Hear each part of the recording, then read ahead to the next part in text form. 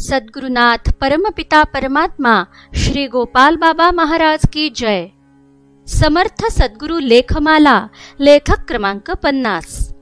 पूर्व जन्मांतील पोजीशन।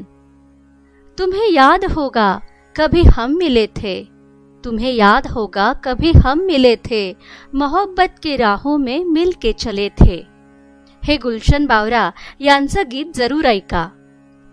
समर्थ सद्गुरु हा साक्षात परमात्मा असतो, पण शिष्य हा जीव असतो। मी या माझ्या नवीन जन्मात मागील स्मृती तर घेऊन आलेलो असतो, पण या जन्मातील संस्कारांनी डोळ्यांवर बुद्धीवर मायेच्या पडलेल्या पडद्यामुळे त्या गतजन्म स्मृती फाईल्स ओपन करायची की म्हणजे चावी म्हणजे गुरु किल्ली मी हरवून बसलोय। मला स्वतःचं स्वरूप, गतजन्मात कमावलेली पोझिशन यांचा पूर्ण विसर पडलेला आहे। या जन्मातील सुखदुःखात अहंकारात मी इतका डुंबून गेलेलो असतो की आता पार बुडून मरायची वेळ येते आणि दारावर टकटक होते। दार उघडताच बाहेर एक बावळा वाटणारा गबाळ्या वेशातील तीक्ष्ण आर पार जाणाऱ्या नजरेचा कटाक्ष टाकत हातात जुनी पुराणी किल्ली धरून उभी असलेली एक असामी असते, तो समर्थ सद्गुरु। तो त्याच्या अवधूत मस्तीत काहीतरी बडबडत असतो। माझी मनस्थिती द्विधा झालेली।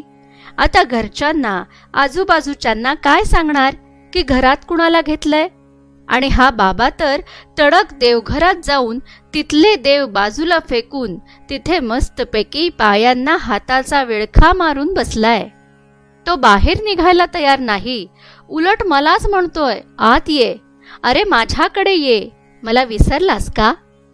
त्याच्या बडबडीचा थोडा अर्थ लागायला लागलाय। भान हरपतय, आजूबाजूच्या जाणीवा सुन्न होत आहेत।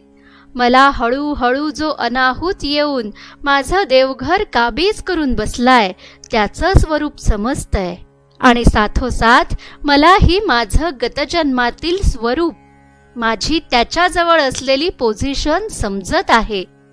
या जन्मात मी माझं स्वरूप विसरून इतरांचे अनुकरण करत काय काय चुका केल्यात, कुठं कुठं भरकटलोय याचं चित्र, माझा मूर्खपणा, त्यातून माझ्यात उपजलेला अहंकार सर्व स्पष्ट दिसत चाललंय।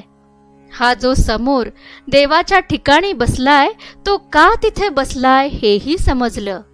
खरं तर मीच त्याचा हात धरून त्याला देवघरात बसवायला पाहिजे होतं, पण अज्ञानवश माझ्याकडून झालेली माझी चूक त्यानेच सुधारलीये आणि मला माझ्या ठिकाणावर आणलंय। हिराचंद गोपालचंद कोठारे। दिगंबरा दिगंबरा श्रीपाद वल्लभ दिगंबरा।